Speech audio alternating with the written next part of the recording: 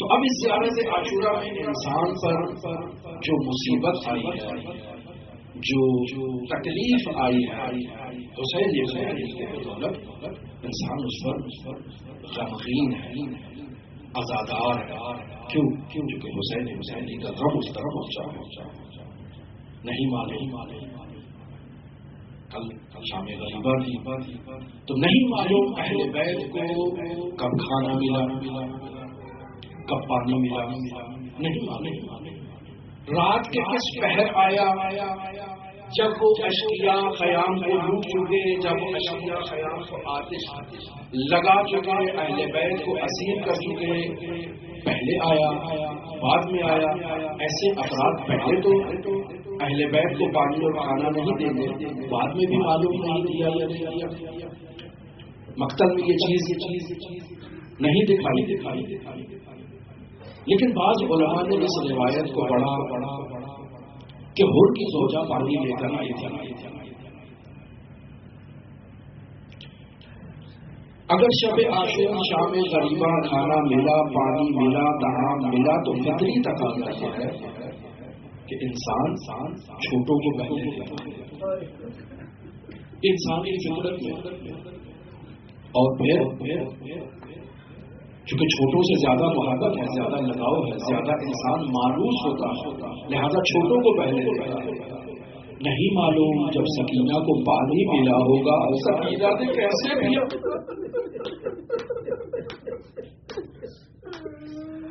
یقیناً کہا ہوگا اصغر ابھی پیاسے ہے، اصغر کو تلاش کرنا چاہا ہوگا، تک یہ پانی کا جام، یہ طعام اصغر تک پہنچایا جائے۔ نہیں معلوم کربلا کے اس میدان میں، شام غریبہ میں پہلے تو عباس پہرا دیا کرتے تھے، اہل بیت کی حفاظت کیا کرتے تھے، اہل بیت کے دلوں کو ڈھارس ہوتی تھی کہ عباس موجود ہے، لیکن شام غریبہ کیسے اہل بیت کے دلوں کو ڈھارس ملی ہوگی؟ علماء پڑھتے ہیں زینب عالیہ نے پہرا دیا، لیکن عباس کے لہجے میں الحافظ والحبیب کی آواز بلند کی تاکہ ان بچوں کو قرار آ جائے، تاکہ یہ بچے کچھ دیر سو جائے۔ نہیں معلوم کب دوبارہ سونا نصیب ہوگا، نہیں معلوم انہیں دوبارہ کب آرام کرنا نصیب ہوگا۔ بہت تکلیف دہ رات، نہیں معلوم کیسے گزری اہل بیت پر۔ سب جب صبح طلوع ہوتی ہے، 11 محرم کی حکم دیا جاتا ہے اسیروں کو تیار کیا جائے۔ آل محمد کے اسیروں کو کوفہ لے جا رہا ہے، مجھے نہیں معلوم۔ جب مدینہ سے چلے تھے زینب عالیہ کے ایک طرف اکبر تھے، ایک طرف عباس تھے، اور کیسے محمد میں شان و شوکت سے سوار کیا۔ وہ آج 11 محرم ہے اور کوئی محافظ نہیں، کوئی سوار کروانے والا نہیں، اور سجاد خود بیمار ہے، علی ہے، اور انہیں سوار کرنے کی ذمہ داری بھی ثانیہ زہرا کی ہے۔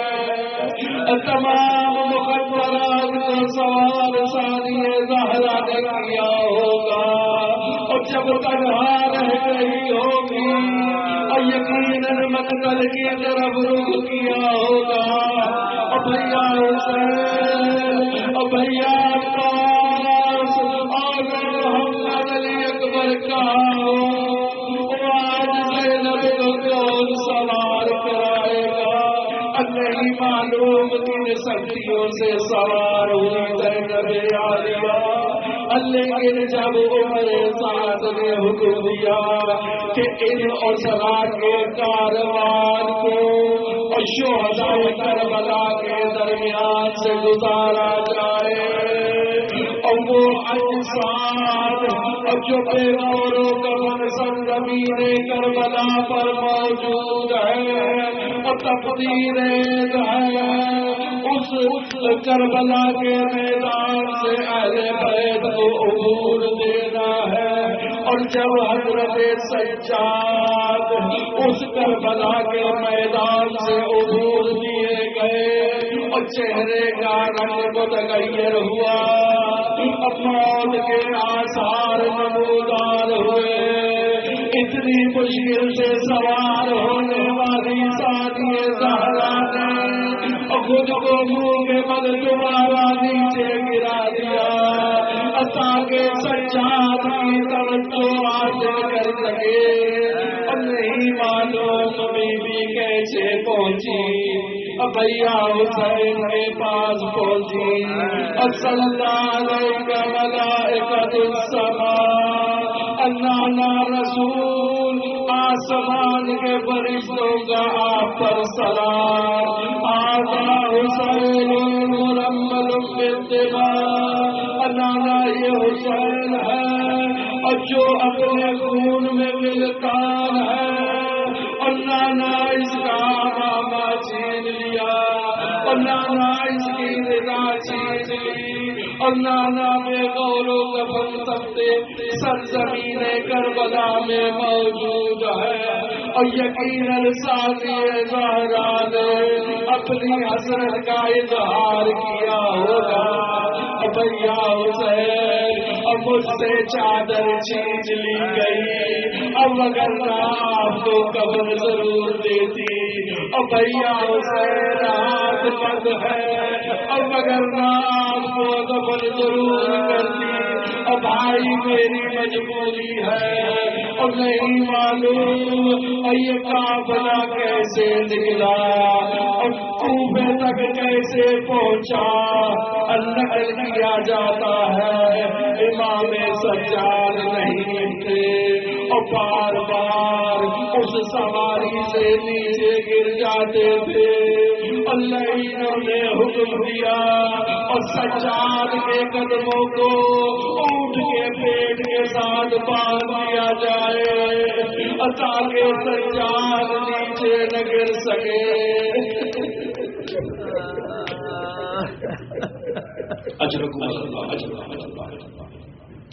نقل کیا جاتا ہے کہ جب یہ کاروان آگے چلا تو ایک دفعہ متوجہ ہوتے ہیں سکینہ موجود نہیں ہے،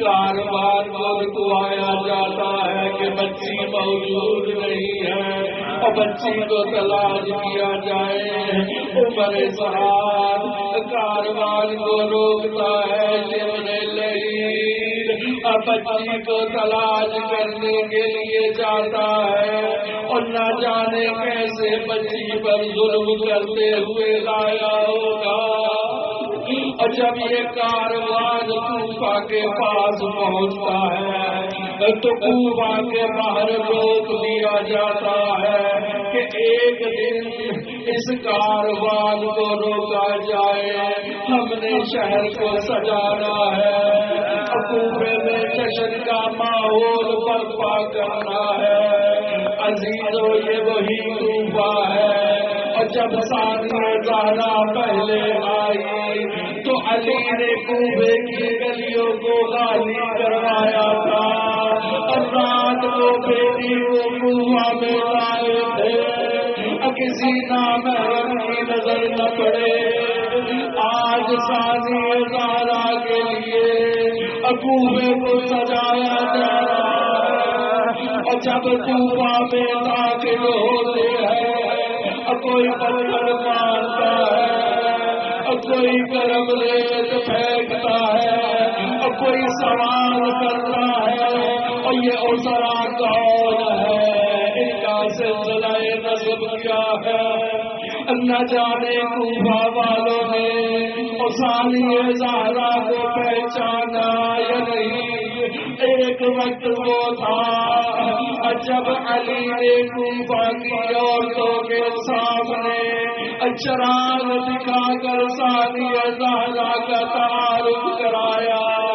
اے کوفہ کی عورتوں پہچان لو یہ زینب ہے اور کل کو نہ کہنا اور رات کی تاریکی میں ہم نے زینب کا چہرہ نہ دیکھا اور جب رانی زہرا کوفہ آئے تو اس کا احترام کرنا.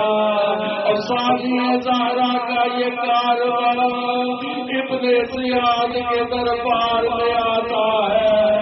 اولین اپنے تخت پر بیٹھا ہے اور ایک چھڑی اس کے ہاتھ میں ہے اور قدموں پر تشت میں رکھا حسین کا سر ہے. اب وہ چھڑی سے سر کی بے حرمتی کرتا ہے, سر کی توہین کرتا ہے. اور ثانیہ زہرا جو ایک عظیم وجاہت اور جلال کے میدان میں آئی, اللہ ہی کے کہتا ہے من هذه المتکبرہ, تکبر کے ساتھ میرے دربار میں آنے والی یہ مقدرہ کون ہے, تعارف کروایا جاتا ہے اور یہ حسین کی بہن زینب ہے. اب زینب کو مخاطب قرار دیتا ہے اور زینب عالیہ دفاع کرتی ہے اور لعن کرتی ہے ان قاتلوں پر اور جنہوں نے حسین کو شہید کیا. یہاں ایک صحابی ہے جس کا نام عبداللہ بن عبیب الجوزی غامدی بتایا جاتا ہے اور یہ آنکھوں سے اندھا ہے. ایک آنکھ جمل میں علی کی راہ میں قربان کرتی اور دوسری آنکھ صفین میں علی کی راہ میں قربان کرتی. اب اس کا تمام وقت مسجد میں گزرتا تھا اور جب اس نے زینب کی آواز سنی اور کہتا ہے میں نے تو سنا تھا علی شہید ہو گئے اور یہ آج علی کے لہجے میں بولنے والی کون ہے اور بتایا جاتا ہے اس راہ کا کاروبار آیا ہے, اس میں ایک بیوی بول رہی ہے, تعارف کروایا جاتا ہے اور وہ علی کی بیٹی ہے. علی کا نام سنتا تھا. یہ مومن کھڑا ہوا اس ابن زیاد کو مخاطب قرار دیا. ابن زیاد اور تجھے شرم نہ آئی, آل رسول کو اسیر کر دیا, حسین کو شہید کر دیا. اس عبداللہ عبیب کے قیام سے لوگوں نے رونا شروع کر دیا. ابن زیاد نے کہا عبداللہ کو گرفتار کر لو. اسودی قبیلہ آگے بڑھا, عبداللہ کا دفاع کیا. اللہ یوم گیا حسین آج اسودی قبیلہ عبداللہ کے دفاع میں کھڑا ہے.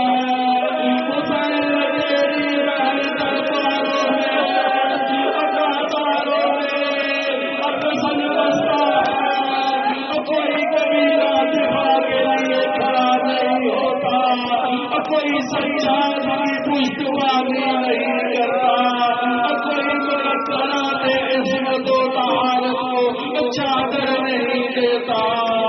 اللہ لعنت اللہ علی قوم الظالمین.